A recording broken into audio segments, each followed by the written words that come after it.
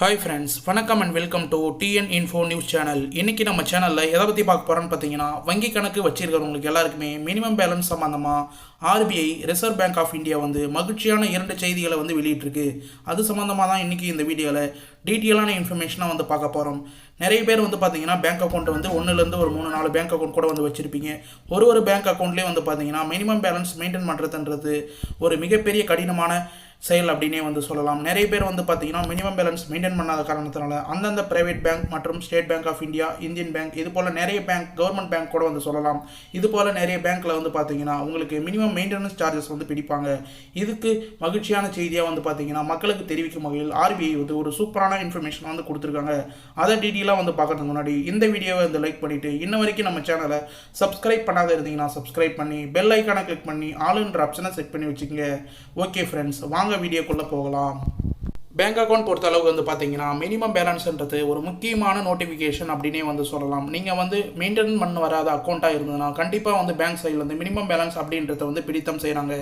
ஒரு பேங்க்குக்கும் பார்த்தீங்கன்னா ஒரு பர்சன்டேஜ் ஆஃப் சார்ஜஸ் இருக்குது. இப்போதைக்கு பார்த்தீங்கன்னா ஆர்பிஐ ரூல்ஸ் அண்ட் ரெகுலேஷன்ஸ் படி சர்க்குலர் எல்லா பேங்க்குக்கும் சென்ட் பண்ணியிருக்காங்க. அதான் அறிவிப்பாக எல்லா பேங்க்குக்கும் வெளியிட்டிருக்காங்க. என்னன்னு சொல்லிட்டு பார்த்தீங்கன்னா 2 வருடமாக பயன்படுத்தாத அக்கௌண்ட்லேருந்து மினிமம் பேலன்ஸ் அப்படின்றத பிடித்தம் செய்யக்கூடாது. 2 வருடம் வரைக்கும் எந்த ஒரு டிரான்சாக்ஷன் வரவு செலவு கணக்கு பயன்படுத்தாது இருந்தால் மட்டுமே அந்த பேங்க்ல மினிமம் சார்ஜஸ் பிடிக்கணும். 2 வருடத்துக்கு மேல பார்த்தீங்கன்னா மினிமம் சார்ஜஸ் பிடித்தம் செய்யக்கூடாது. அது மட்டும் இல்லாமல் ஜீரோ பேலன்ஸ் அக்கௌண்ட்டா உங்க பேங்க்ல அவங்க ஓபன் பண்ணியிருந்தாங்க, அவங்களுக்கும் பார்த்தீங்கன்னா மினிமம் பேலன்ஸ் அப்படின்றத கண்டிப்பாக யூஸ் பண்ணக்கூடாது. அது மட்டும் இல்லாமல் கல்லூரி மாணவர்கள், அது பள்ளி மாணவர்கள் இவங்கெல்லாம் பேங்க் அக்கௌண்ட் ஓப்பன் பண்ணியிருந்தாங்கன்னா கண்டிப்பாக அவங்களுக்கு உதவித்தொகை ஏதாவது கவர்மெண்ட் சைடில் செலுத்துறாங்கன்னா அந்த பேங்க் அக்கௌண்ட்டுக்கு கண்டிப்பாக மினிமம் பேலன்ஸ் சார்ஜஸ் பிடிக்கக்கூடாது அப்படின்ற மாதிரி இன்ஃபர்மேஷனாக கொடுத்துருக்காங்க.